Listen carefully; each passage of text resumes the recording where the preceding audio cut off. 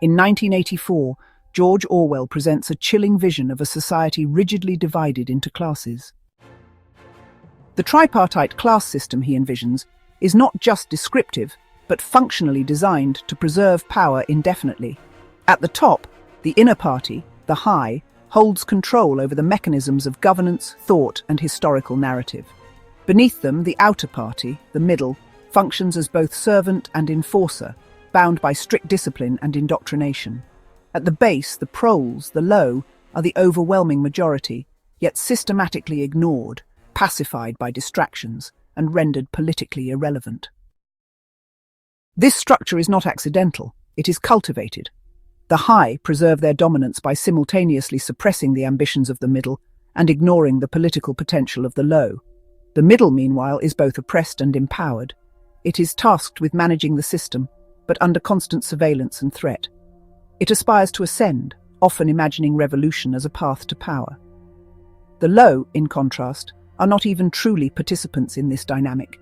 They are treated more as terrain than actors, their political potential deliberately stunted through poverty, spectacle, and fragmented attention.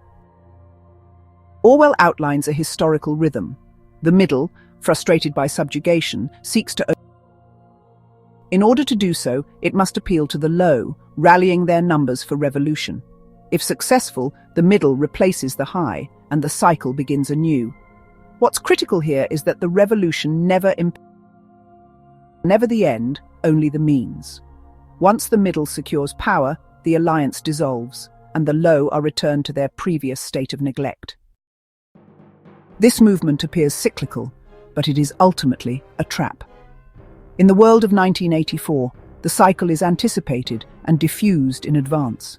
The high no longer fear the revolution because they have perfected a system that manages the ambitions of the middle and the distractions of the low.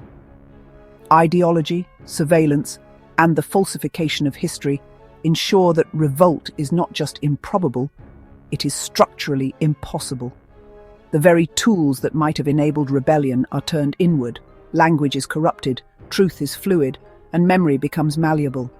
The potential energy of class struggle is absorbed by the machinery of control. The most haunting insight is that power no longer needs to respond to revolution. It prevents its conditions. The party has recognized the mechanisms of past cycles and built a system that mimics the appearance of revolution without the risk. In this model, even when the middle organizes and the low stirs, it leads not to transformation, but to recalibration. The party remains, merely altering its face. This explains why the proles, despite being the majority, never rise. They are not a sleeping giant. They are a managed resource. Their passions are redirected into sex, violence, entertainment, any outlet except politics. They lack not only power, but the very tools of political awakening. The party has learned that it is not enough to suppress rebellion. One must prevent the consciousness that makes rebellion possible. The class structure described here does not just resist change, it metabolizes it. Ambition, frustration, even rebellion are all anticipated within the system and used to justify its tightening grip. The high remain in power not simply through brute force, but through a form of dynamic equilibrium that gives the appearance of movement while ensuring that nothing fundamental ever shifts. This is not a stable society in the traditional sense. It is a sustainably unstable one, designed to preserve its imbalance. The middle is kept agitated but ineffective. The low are ignored but pacified, and the high, by mastering both, need never fear the historical cycles that once overturned empires. In Orwell's world, history does not end, but it does stop moving.